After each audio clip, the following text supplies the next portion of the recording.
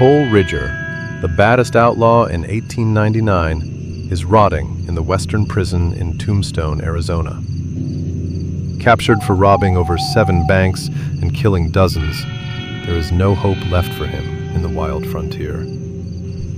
Tomorrow, the town will watch him hang.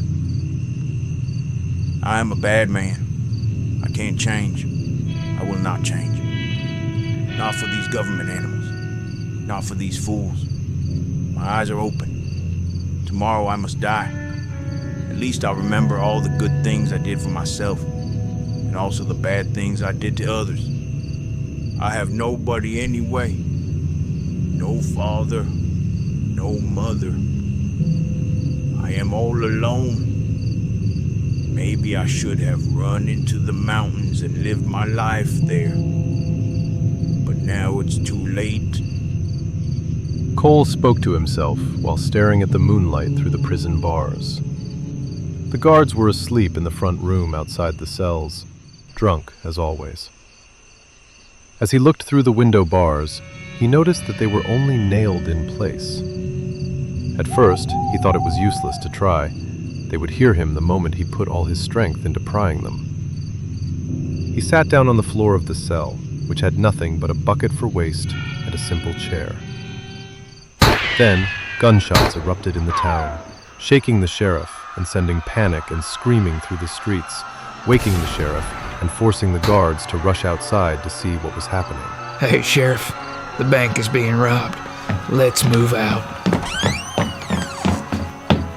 A bank was being robbed. Cole jumped up immediately, realizing this was his only chance to escape. He grabbed the window bars with all his weight and began rocking them back and forth. He pushed so hard that he started screaming, loud enough to be heard by the sheriff who was outside, and managed to loosen some nails. Exhausted, he could not stop. He broke the chair and ripped off one of its legs, using it as a lever to pry another nail free. Again, he swung his full weight against the bars, pulling and twisting until 2 nails finally came loose and the bars were slightly open. He managed to wedge the bucket between the bars and the window frame with one hand, while using the chair leg to push the last stubborn nail free.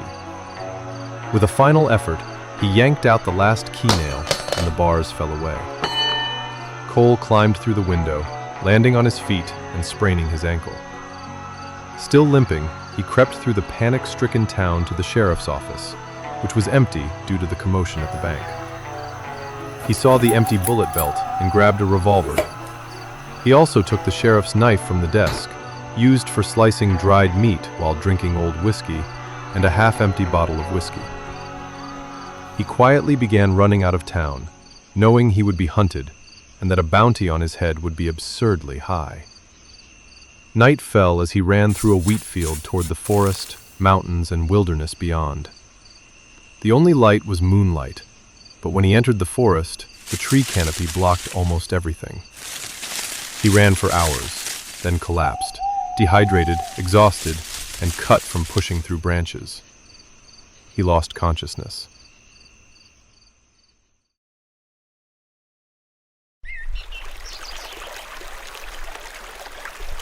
On a cold morning near a stream, Cole awoke to the sight of wild horses drinking and stamping their hooves nearby. Looking at his ankle, swollen and painful, he washed himself in the stream while listening for any sign of pursuit.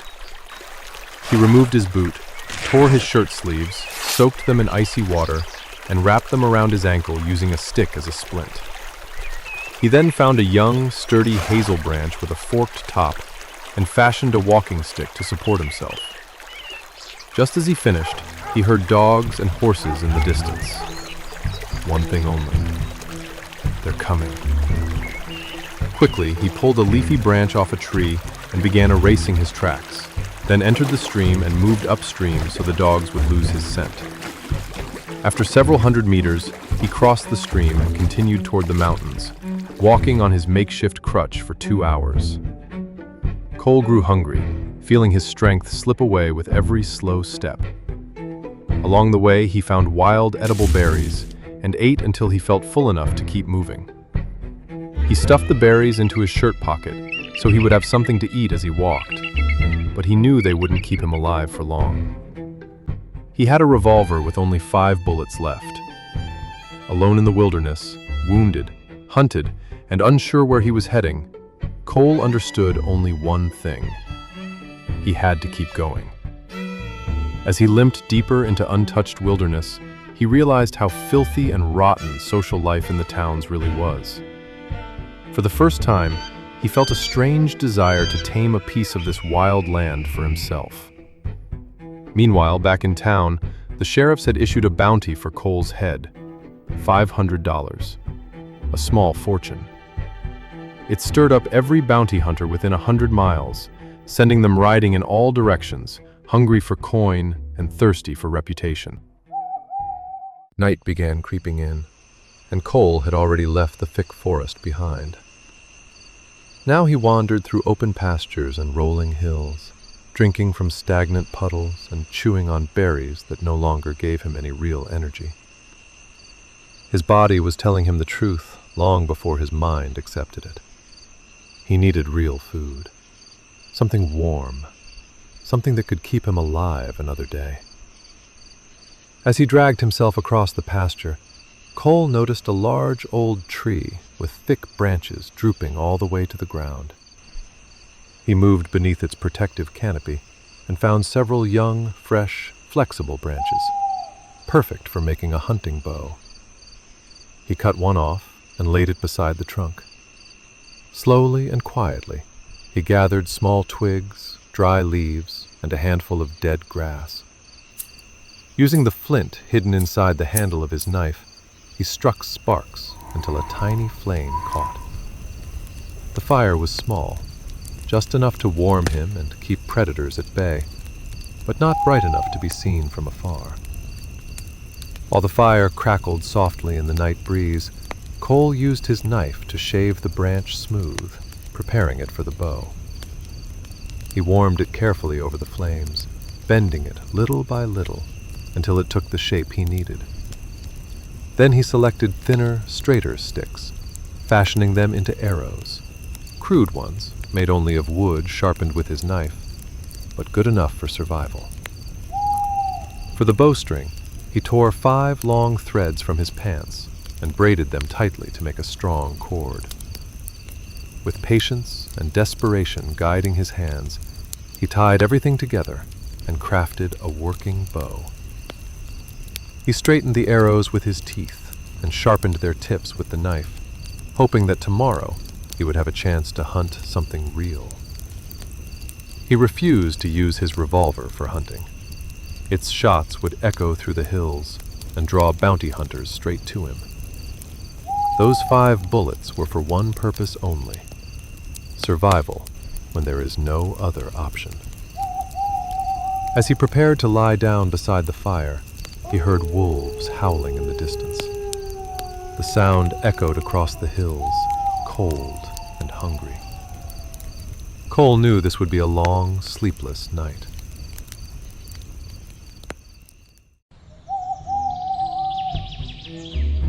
He woke the next morning hungrier than ever, weak and dizzy, barely able to stand. He grabbed his homemade bow and moved to the edge of the forest, where he had seen tracks the day before.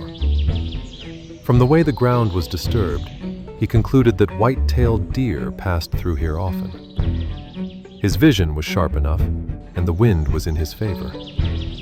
Since he couldn't walk far, he sat on a stump and used a leaf to imitate the soft, helpless call of a white-tailed fawn. After a few minutes, a doe and her young stepped out from the tree line. Cole drew his bow and fired, missing his first shot even though they were barely 20 feet away. His heart sank. He didn't want to do it, but he knew the truth. The fawn would be easier to kill. He drew a second arrow, steadied himself, and released it straight behind the shoulder. The young deer bolted with the arrow in its side. Cole forced himself up and followed the blood trail, limping as fast as he could. When he finally caught up, the fawn was still alive, trembling weakly on the forest floor. Cole drew his knife, ended its suffering, and got to work immediately. He built a larger fire, skinned the animal, and roasted the meat over the flames. He saved the intestines, using them to reinforce the ends of his bow and to tie feathers, found randomly on the ground, onto his arrows. After a few days of walking with his small supply of meat, Cole began to recover. His ankle was healing, and his strength slowly returned. From the deer hide, he stitched together a small pouch that he used to collect berries along the way. Cole was getting closer to the mountains now, and the higher he climbed, the stronger the feeling grew that someone, or something, was watching him. Dark clouds gathered above the peaks, and soon the rain began to fall in cold sheets. Through the mist and pine trees, he spotted a cave carved into the mountainside. Limping quickly, he slipped inside and built a small fire to warm himself. He ate the last of his deer meat, letting the heat settle into his bones. After eating, he began crafting a spear, something he could use both as a weapon and as support for walking. But as he shaved the wood with his knife, he suddenly heard movement in the brush outside. Heavy movement. Slow. Deliberate. Something big. Cole grabbed his revolver and clenched the spear, his heart pounding as he prepared for bounty hunters to rush in. But instead, a massive grizzly bear stepped into view, its fur soaked, its eyes dark with hunger. Both man and beast froze, staring at each other. Then the grizzly began moving closer. Cole kept the pistol aimed, the spear tight in his other hand. The bear roared, swung its massive paw, and charged. Cole fired, once, twice, 3, 4, 5. All 5 bullets slamming into the bear's body, but not stopping it. The shots only enraged the beast. The grizzly lunged, grabbing Cole by the front of his shirt and ragdolling him violently, tossing him back and forth. His clothes tore open, and pain ripped through his ribs. Cole, screaming and desperate, pulled his knife and drove it deep into the bear's neck. The grizzly let out a choking roar, dropped him, and staggered back. Covered in blood, its and his, Cole gasped for air and reached for his spear, lying just a few feet away. He dragged himself toward it, but before he could grab it, the bear turned, roared, and charged again. Just as it lunged, 2 gunshots echoed through the trees. The grizzly collapsed onto Cole, its enormous weight smashing him against the ground. And the world faded into darkness as Cole slipped out of consciousness.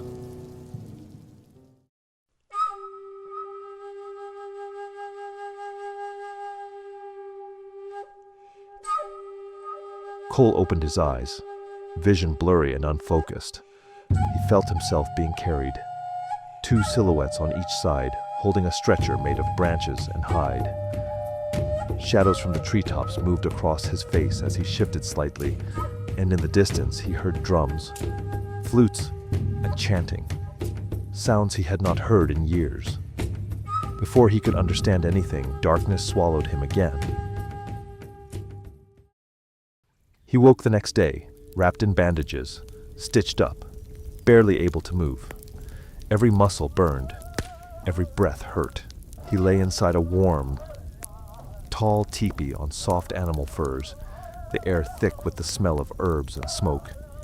The flap opened, and a medicine man entered. He sprinkled ash and sand over Cole's chest, chanting words Cole had never heard in his life.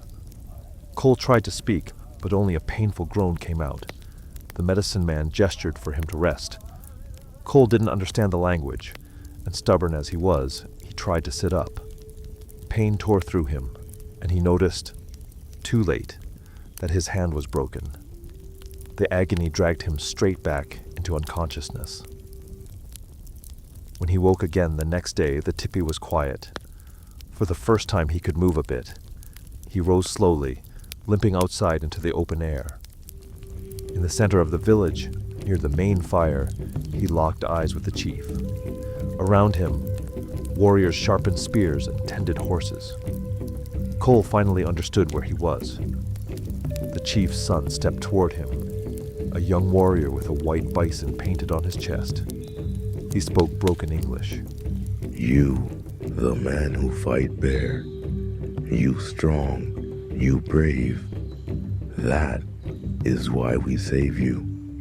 But your suffering is not over. Many men hunt you. Cole thanked them, telling them he had to move on soon. White Bison nodded and returned to him his revolver, spear, and bow. They gave him extra bullets, and White Bison placed a necklace around Cole's neck, a grizzly claw hanging from a beaded cord.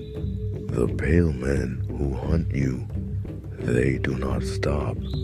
White Bison said. Same happened to my people. Cole replied coldly. Then you're free to kill them. After a few days of recovery, White Bison told him to mount a horse and follow. They rode to the edge of the forest and crouched behind a thicket. Beyond the grassland, 3 pale-skinned bounty hunters were tracking Cole's prints. Cole asked for a rifle. His voice was ice. I want them dead. White Bison raised his hand, and his warriors aimed their weapons. On his signal, gunfire cracked through the open field. The bounty hunters fell where they stood. Cole limped down and took their rifle, ammunition, hat, vest, a new shirt, and a warm jacket. He thanked White Bison deeply. The warrior smiled and handed him the reins of a strong, dark-coated horse. My horse, he carries you now. He said.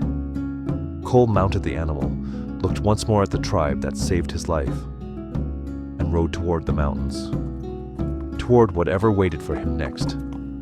As Cole rode slowly through the foothills, the horse's steady rhythm shaking the dust from his thoughts, his mind drifted toward something he had not allowed himself to imagine in years. Peace. He pictured a cabin deep in the forest, somewhere near a stream or a quiet lake, where fresh water ran clear and cold, a place hidden from men, from law, from blood and memories. A big stone fireplace crackling through the night, warming the wooden walls of his refuge. Furs and hides stacked neatly. Animals he would trap, hunt, and trade with the tribe that saved his life. A life lived on his own terms, with no one to command him, no noose waiting for him at dawn. He imagined waking each morning to the sound of birds instead of gunfire, spending his days fishing, tracking deer, setting snares, tanning hides, chopping wood, living slow, living honest, living free. Never again returning to the towns filled with lies, whiskey, greed, and men who would kill him for a bag of silver. Never again trusting pale-faced strangers. Never again sleeping in a cell or running from the law. A home carved out of wilderness. A place that belonged only to him. A place no one could ever take. Cole tightened his grip on the reins, his jaw set with determination. If it's out there, he muttered to himself, I'll find it. And he rode on toward the mountains, toward the life he dreamed of but never believed he deserved, until now.